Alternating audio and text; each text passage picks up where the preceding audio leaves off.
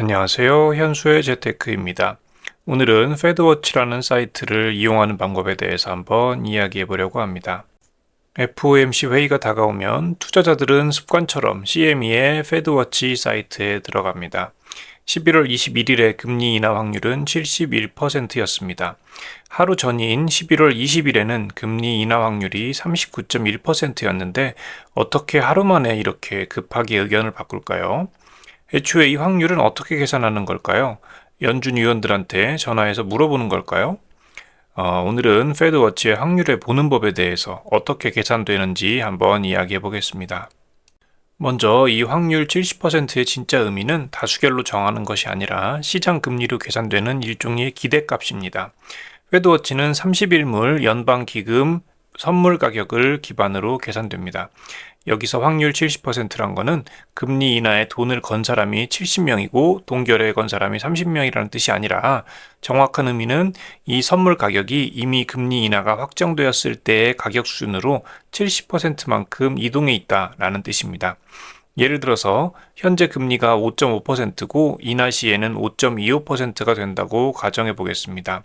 확률이 70%라는 것은 현재 시장에서 체결되는 선물 금리가 동결과 인하, 그러니까 5.5와 5.25의 사이에 70% 지점인 5.325% 부근에서 형성되고 있다는 뜻입니다. 그러니까 시장은 만약 금리가 동결될 경우 발생한 손실 위험을 감수하고서라도 미리 가격을 70% 정도 올려놓은 겁니다. 단순한 심리가 아니라 돈의 무게가 실린 리스크 프리미엄이 반영된 수치로 해석하는 거죠.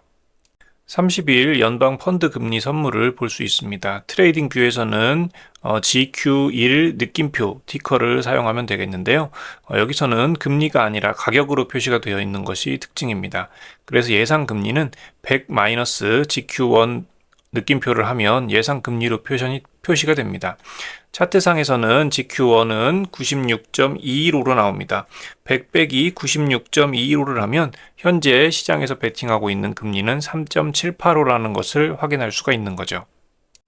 CME 그 페드워치 홈페이지에 들어가 보면 어떤 식으로 실제 계산하는지 계산 공식도 다 제공을 해주고 있습니다.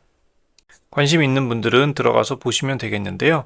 간단하게 보면 GQ, 그러니까 Fed Fund Rate가 한 달 동안 평균 금리로 수렴한다는 것을 이용해서 현재 펀드 레이트가 동결시 평균에서 출발해서 인하시 평균 쪽으로 얼마나 이동했는지를 계산하게 됩니다.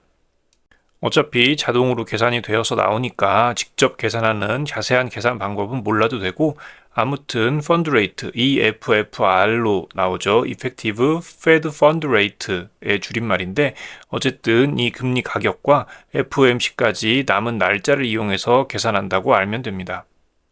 페드워치 사이트에서 보통 금리 인하 확률표만 보고 넘어가게 되는데 그것보다 어떻게 보면 더 중요할 수 있는 게 이 점도표, 닷플랫입니다. 이 닷플랫 탭을 클릭해서 보면 이런 식으로 점이 여러 개 찍힌 차트가 나오는데요. 이 점을 보는 방법을 알려드리겠습니다. 검은 점은 연준 위원들이 찍은 점입니다. 그리고 파란 점은 연준 위원들이 찍은 점의 중앙값입니다. 대충 평균이라고 보면 되겠죠. 그리고 빨간 점은 시장 금리입니다.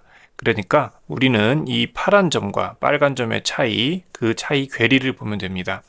파란 점은 연준 위원들이 점도표를 통해 밝힌 우리는 금리를 이렇게 운용할 계획이다 라는 공식 가이던스고 빨간 점은 실제 투자자들이 베팅하고 있는 금리 수준이죠. 그러니까 연준 위원들 니네 말은 그렇게 하지만 현실적으로 금리는 이렇게 될 거야 라고 돈을 건 겁니다. 예를 들어서 빨간 점이 파란 점보다 훨씬 아래에 있을 때를 한번 보겠습니다. 그러니까 예를 들어서 연준은 4.5% 정도의 가이던스를 얘기하고 있는데 시장 가격은 4% 정도라고 생각해 보죠. 시장 심리를 보면 연준이 니네들이 고금리 유지한다고 엄포를 놓지만 경제 체력이 못 버텨서 결국 금리를 내리게 될 걸 하고 시장에서 베팅하고 있다는 뜻입니다. 그래서 시장은 경기 침체 가능성을 선반영하고 있는 거고 만약 경제 지표가 실제로 둔화되면 연준이 항복하고 파란 점을 내리겠지만 경제가 튼튼하다면 또 빨간 점이 급등하면서 시장이 충격을 받게 됩니다. 최근 몇 년간의 시장은 항상 연준보다 더 빠른 인하를 기대하면서 설레발을 치는 그런 경향이 있었습니다. 이번 예시에서도 2026년에 보면 빨간 점이 연준에서 제시하는 가이던스인 파란 점보다 훨씬 아래에 있는 것을 볼 수 있죠. 반대되는 케이스도 있습니다. 빨간 점이 파란 점보다 더 위에 있는 거죠. 이런 경우는 연준 계획보다 시장 금리가 더 높은 상황입니다.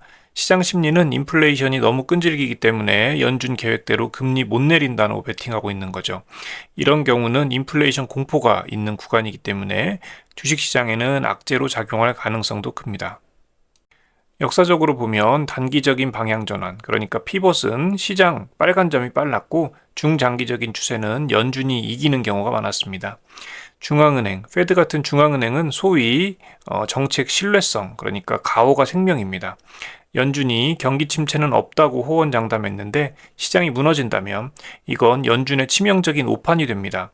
그래서 연준 같은 중앙은행은 지표가 확실해질 때까지 뜸을 들이는 경향이 있습니다.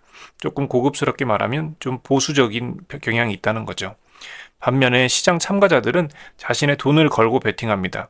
그래서 시장 금리가 연준의 계획과 극단적으로 벌어진다면 이건 시장이 연준에게 너희 지금 틀렸어, 현실을 바라고 압박하는 신호일 수도 있습니다. 역사적으로 시장이 강력하게 저금리를 베팅하면 결국 연준도 고집을 꺾고 시장의 눈높이에 맞춰서 가이던스를 수정하는 경우도 많았습니다. 어쨌든 가이던스를 수정하면 연준이 틀린 건 아니니까요. 대표적인 예가 2018년의 파월 피벗입니다. 2018년 말에 제롬 파월 연준 의장은 금리 인상과 양적 긴축을 강력하게 추진하면서 매파적 태도를 고수했습니다. 당시 연준의 점도표는 2019년에도 추가 금리 인상이 이어질 것임을 시사했고, 파월 의장은 양적 기축은 자동항법처럼 오토파일럿으로 진행될 것이라고까지 언급했었습니다. 그렇지만 2018년 12월 S&P 500 지수가 20% 가까이 폭락하면서 산타랠리는커녕 크리스마스 폭락장이 발생했습니다. 시장은 금리 인상과 QT가 경기 침체를 초래할 수 있다는 우려로 극도의 불안에 빠졌었고, 투자자들은 금융시장의 유동성 축소와 경기 위축을 강하게 경고했습니다.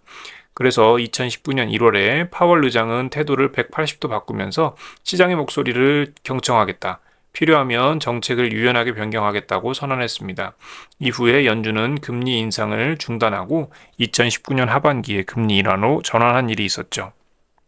패드워치를 볼 때 단순히 인하 확률만 보고 넘어가지 말고 시장이 연준의 계획보다 얼마나 앞서 나가고 있는가를 확인하는 것도 중요한 부분이 되겠습니다.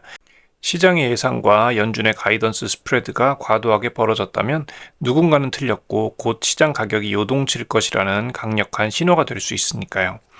오늘은 여기까지고요. 시청해 주셔서 감사합니다. 여러분의 성공적인 투자를 기원합니다.